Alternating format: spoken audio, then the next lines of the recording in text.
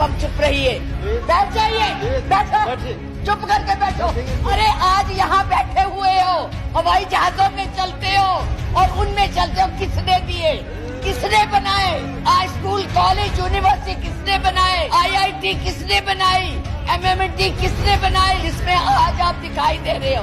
क्या किया है 6 साल में? केवल भारत को तोड़ने की कोशिश की है, भारत को बांटने की कोशिश की है और कुछ नहीं किया है।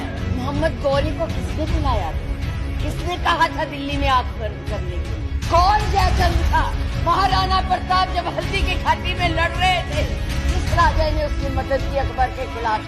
सुनो, एक भील जाति के लोगों ने महाराणा प्रताप का साथ दिया था, कहाँ थे तब?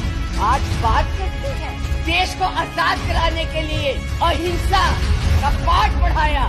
आप क्या जाने अहिंसा, जो लाठी लेके तो ट्रेनिंग दे